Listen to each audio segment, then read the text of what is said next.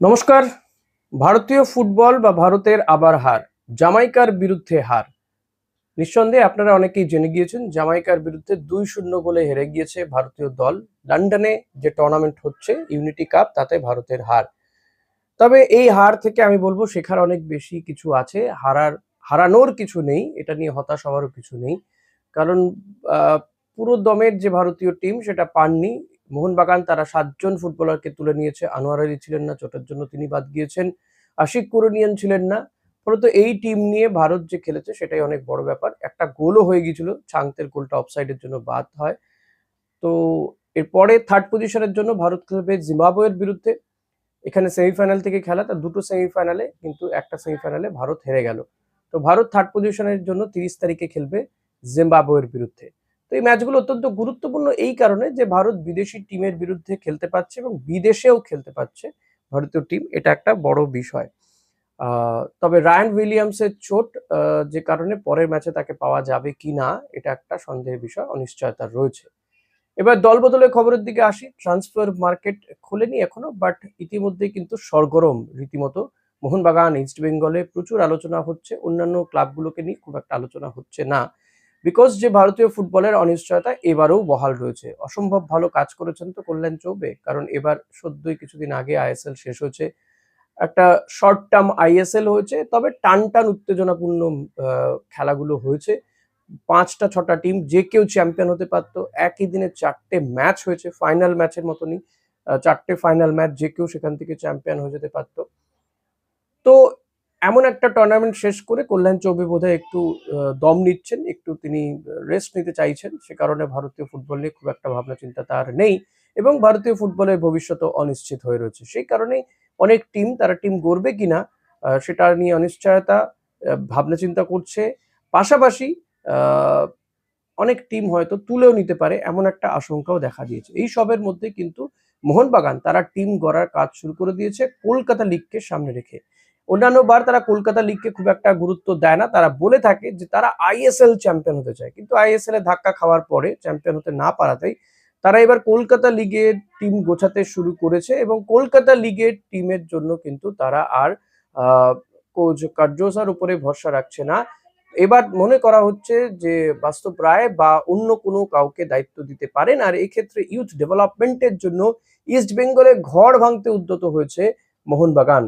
শোনা যাচ্ছে বিনোদ জর্জকে তারা বাজিয়ে দেখতে চাইছেন, বিনোদ জর্জকে তারা অফার দিয়েছেন। এখন বিনোদ জর্জ যদি যদি মোহনবাগানের অফারে, কারণ মোহনবাগান মানে বিশাল অঙ্কের টাকা, প্রলোভন, বিনোদ জর্জ যদি ইস্ট বেঙ্গলকে ছেড়ে মোহনবাগানে চলে যায়, নিঃসন্দেহে ইস্ট বেঙ্গলের এই যে ইউথ ডেভেলপমেন্ট, এই যে কলকাতা লিগ চ্যাম্পিয়ন হওয়া, এর পাশাপাশি ইউথ ডেভেলপমেন্ট থেকে বা এই জুনিয়র টিমটা থেকে সিনিয়র টিমে দু একজনকে যোগ দেওয়ানো এবং তাদেরকে সেই মানে তৈরি করা, বিশেষ করে পিভি বিষ্ণুর কথা বলতেই হয়। আহ, এইগুলোর জন্য কিন্তু বিনোদ জর্জের যথেষ্টই হাত যশ আছে এবং বিনোদ জর্জ তিনি সিনিয়র টিমের সহকারী ভারতীয় কোচও বটে।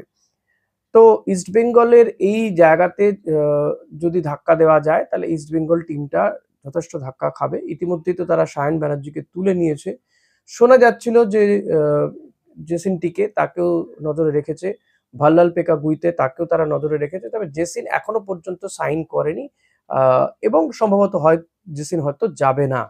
তো এটা একটা ভালো দিক, ইস্ট বেঙ্গলের জন্য ভালো খবর। হ্যাঁ হ্যাঁ, অস্কার নিয়ে আপনারা খুব উদ্বেগে রয়েছেন জানি, বলবো সেটা বলবো।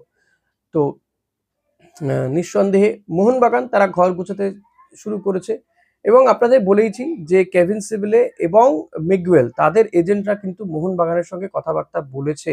যেহেতু তারা কথাবার্তা বলেছে, তাই এবার ইস্টবেঙ্গলে তাদেরকে রাখতে গেলে বিপুল অঙ্কের টাকা কিন্তু তারা চাইছে, তাদের এজেন্টরা চাইছে। যে কারণে অস্কারের সঙ্গে গত দুদিন ইমামি হাউসে বৈঠক হয়েছে ইমামি কর্তাদের সঙ্গে, এবং এই বৈঠক মঙ্গল বুধবার, এই বৈঠকের পরে অস্কার কিন্তু তিনি তড়িঘড়ি স্পেনে ফিরে গিয়েছেন।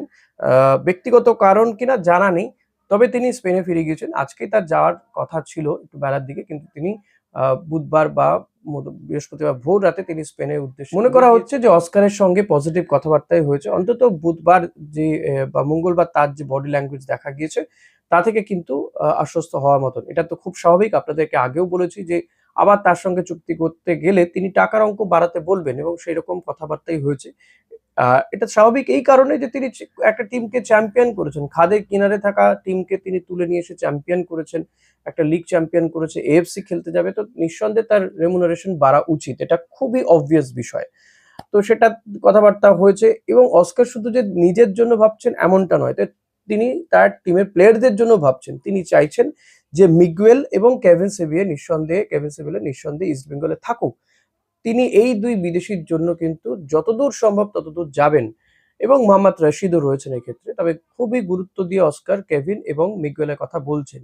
এবার কেভিন এবং মিগুয়েলের এজেন্টরা তারা যেহেতু মোহনবাগানের সঙ্গে কথাবার্তা বলেছে, তো সেই কারণে এদের দরটা অনেকটা বাড়িয়ে দেওয়া হয়েছে, বেড়ে গিয়েছে। এখন এদেরকে যদি রাখতে হয় তাহলে ইস্টবেঙ্গল ইমামিকে প্রচুর টাকা খরচা করতে হবে।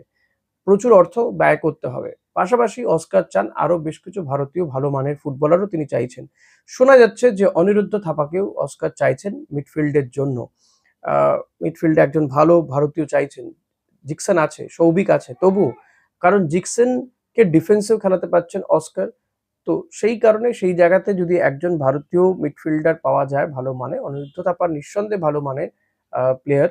তো তাকে শোনা যাচ্ছে হয়তো নেওয়া হতে পারে। But it is too early to say. এখনো অস্কারের সঙ্গেই বিষয়টা ফাইনাল নয়।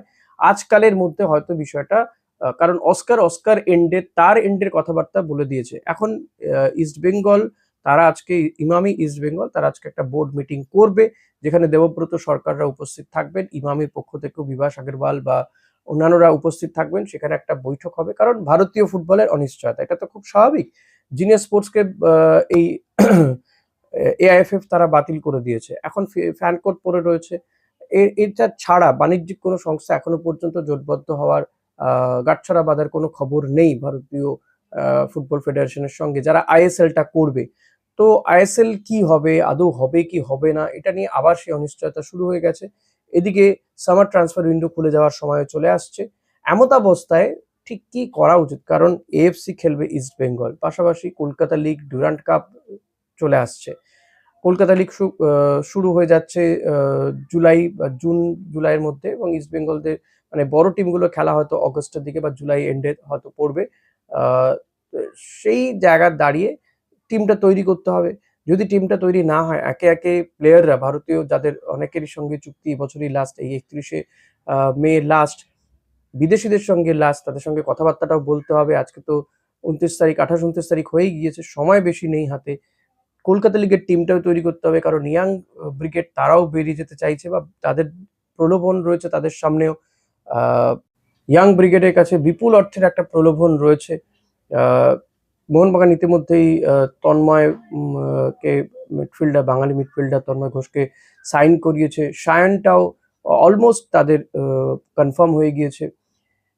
এবার এই যে জুনিয়র ফুটবলার গুলোর দিকে নজর যখন দিয়েছে মোহনবাগান, তারা কলকাতা লিগটা ভালো করে খেলতে চাইছে। তো সেই জায়গাতে দাঁড়িয়ে ইস্ট বেঙ্গলের এই যে দোনো মনো করা, এটা কিন্তু ইস্ট বেঙ্গলকে ভোগাতে পারে। তবে অস্কারের ক্ষেত্রে বলবো যে যথেষ্ট পজিটিভ কথাবার্তা হয়েছে। এখন যদি কেভিন মিগুয়েলটাও কনফার্ম হয়ে যায় ইস্ট বেঙ্গলে, তাহলে হয়তো অস্কারকে নিয়ে খুব বেশি চিন্তার কারণ নেই। হয়তো তেমনই কোনো কথাবার্তা বলে অস্কার চলে গিয়েছেন দেশে। আজকে ইস্ট বেঙ্গলে গুরুত্বপূর্ণ ইমামি ইস্ট বেঙ্গলে গুরুত্বপূর্ণ বোর্ড মিটিং, সেটাতে কি হয় সেটা একটা দেখার বিষয়। এবং ইমামি চলে যাবে এমন কোনো কথা কিন্তু নেই। ইমামি কিন্তু যাচ্ছে না এত তাড়াতাড়ি।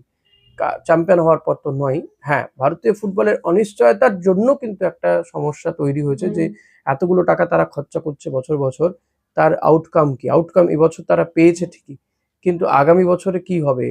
খেলা হবে কি হবে না? এএফসি খেলতে যাবে ইস্ট বেঙ্গল অগস্ট মাসে। এই সমস্ত কিছু নিয়ে আজকে এই বোর্ড মিটিংটা হবে বলে জানা যাচ্ছে এবং দেখা যাক সেখানে ঠিক কি হয়, কি বেরিয়ে আসে। তবে আগামী 2-3টে দিন কিন্তু খুবই crucial for the east Bengal supporter. Let's see কি হয়। তবে প্রচুর কথাবার্তা এদিক ওদিক হচ্ছে, অমুক তুসুক, তাতে কান দেবেন না এটুকুই বলবো। আর একটা খবর পাওয়া যাচ্ছে যে মোহনবাগান তারা আবারও স্প্যানীয় কোচের উপরেই ভরসা রাখছে। তবে এবার আর কোনো পরিচিত মুখ নয়, অন্তত ভারতীয় সার্কিটে যারা কোচিং করিয়ে গিয়েছে বা যারা কোচিং করাচ্ছে তাদের মধ্যে কাউকে নয়। নতুন কোনো কোচকে স্পেন থেকে তারা তুলে নিয়ে আসতে চাইছে। সে ব্যাপারে কয়েকজনের সাথে যোগাযোগ হয়েছে। একজন তো কনফার্ম অনেকটাই কথাবার্তা অনেক দূর এগিয়েছে মোহনবাগানের ম্যানেজমেন্টের সঙ্গে, এমনটা শোনা যাচ্ছে। যদিও কে তিনি সেই নামটা ডিসক্লোজ করা হয়নি। সো আরেকটু অপেক্ষা করতে হবে। অপরদিকে মোহামেডান তারা ইনভেস্টর খুঁজে বেড়াচ্ছে। তাদের আমরা জানি যে সমর্থকরা তাদের ক্লাবে গিয়ে ঠিক কি করেছিল আপনারা প্রত্যেকেই জানেন। ইনভেস্টর খুঁজে বেড়াচ্ছে মোহামেডান, এবং তারা কোর্টেরও দ্বারস্থ হচ্ছে যাতে রেলিগেশন না হয় আইএসএল থেকে। তো এই সমস্ত কিছু নিয়ে ভারতীয় ফুটবল যেখানে ছিল সেখানেই আছে, বিরাট কিছু উন্নতি হয়নি, হওয়ার চান্স আমি অন্তত খুব বেশি দেখি না। তবে হ্যাঁ, একটা পজিটিভ দিক যে এই লন্ডনে খেলতে গেছে, প্রচুর সমর্থন পেয়েছে রায়ান উইলিয়ামসরা, ভালো, সেটা একটা ভালো দিক। এবং এইরকম একটা টুর্নামেন্ট খেলার সুযোগও পেয়েছে তারা, এটা নিঃসন্দেহে ভালো দিক। আগামী দিনে এই বিদেশি টিমগুলোর সাথে যত বেশি খেলবে এবং ওপরের দিকের টিমগুলোর সঙ্গে যত বেশি খেলবে, ততই কিন্তু ইন্ডিয়ান ফুটবলটা উন্নতি হবে। তো আগামী দিনে আরো এরকম ফ্রেন্ডলি ম্যাচ খেলা হোক, এটাই আশা রাখবো। আজকে ভিডিওটা এখানে শেষ করছি। ভালো লাগলে লাইক কমেন্ট শেয়ার করবেন, প্রচুর সমর্থন করুন, সাবস্ক্রাইব করুন, এটাই আশা করব। আজকের মতো এখানেই শেষ করছি। Thank you.